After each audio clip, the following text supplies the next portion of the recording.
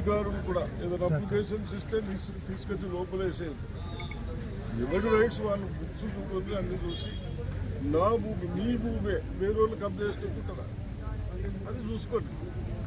అంటే నేను నిజామాబాద్ కూడా పాపం మన ఎడిపిల్లు ఇది వచ్చింది రాలేదా, ఎడిపిల్లు గరీబ్ వాళ్ళు నేను భూమి కొండని 13 లక్షలకు సెకండరీ స్టేషన్ చేసి ఇంత అన్యాయం అయితే మీద మనం యాక్షన్ తీసుకోకుండా ఎట్లా? ఇసుని ప్రోత్సహించద్దు. ఛానల్స్ వాళ్ళు కూడా, టీవీలు కూడా, పేపర్లు కూడా నైరు నగర్లో కూడా కంపెనీ చేసిందట. నిజామాబాద్లో బతుకుంది తప్పు. అధికారులు కూడా ఏదైనా అప్లికేషన్స్ ఇస్తే తీసుకొచ్చి లోపలేసేది. ఎవరి రైట్స్ వాళ్ళు బుక్స్ చూడండి, అన్ని చూసి నా భూమి నీ భూమే వేరే వాళ్ళు కబ్జా చేసుకుంటారా అది చూసుకోండి. అంటే నేను నిజామాబాద్ కూడా పాపం మన ఎడిపిల్లు ఇది వచ్చింది రాలేదా, ఎడిపిల్లు గరీబ్ వాళ్ళు నేను భూమి కొండని 13 లక్షలకు సెకండరీ స్టేషన్ చేసి ఇంత అన్యాయం అయితే మీద మనం యాక్షన్ తీసుకోకుండా ఎట్లా? ఇసుని ప్రోత్సహించద్దు. ఛానల్స్ వాళ్ళు కూడా, టీవీలు కూడా, పేపర్లు కూడా నైరు నగర్లో కూడా కంపెనీ చేసిందట. నిజామాబాద్లో బతుకుంది. గత ప్రభుత్వాలు ఇల్లు లేని వాళ్లకు, నిరుపేదలకు నిర్లక్ష్యం చేసిరన్న దృష్టితో కాంగ్రెస్ పార్టీ మన ముఖ్యమంత్రి గారు రేవంత్ రెడ్డి గారు, కన్సర్న్డ్ మినిస్టర్ శ్రీనివాస్ రెడ్డి గారు ఒక ప్రణాళిక తయారు చేసి ఒక కాన్స్టిట్యున్సీకి 3,500 ఇల్లు ఇవ్వాలి సంవత్సరానికి. ఆ ఇల్లు గతంలో ఇచ్చినట్టు కాకుండా 5 లక్షలు ఇచ్చి 400 స్క్వేర్ ఫీట్ కట్టడానికి ప్లాన్ చేస్తూ ఉన్నాం.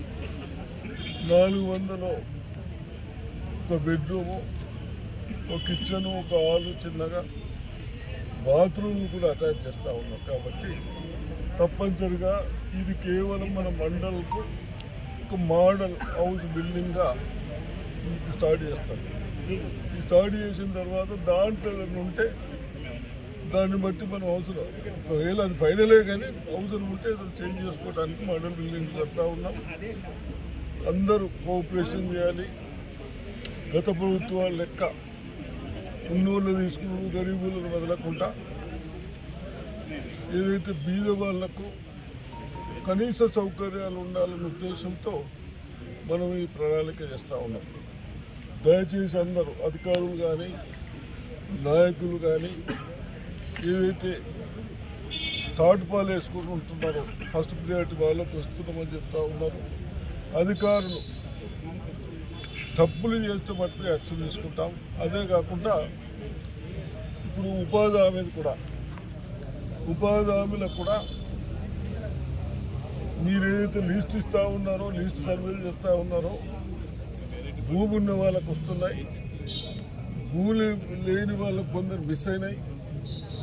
భూమి ఉన్న వాళ్ళకి ఇస్తే భూమి ఉన్న వాళ్ళకు రేపు ఏది రైతు బంధు ఇవన్నీ వచ్చే అవకాశం కోల్పోతుంది. మీరు ఏదో అనుకుంటారు మీ నిర్లక్ష్యం చేయబట్టి, అటు ఇద్దరు సఫర్ అవుతారు. భూమి ఉన్న వాడికేమో 500 కొడుకు రాదు, రైతు బంధు మిస్ అవుతుంది. వీడికి ఇది ఇచ్చినాక అసలు బెనిఫిషియర్స్కి ఆడికి ఇబ్బంది అవుతుంది. కాబట్టి అధికారులు దయచేసి నిర్లక్ష్యం చేయకుండా మన ప్రజాప్రతినిధులు కూడా సెక్రటరీలు కానీ అక్కడ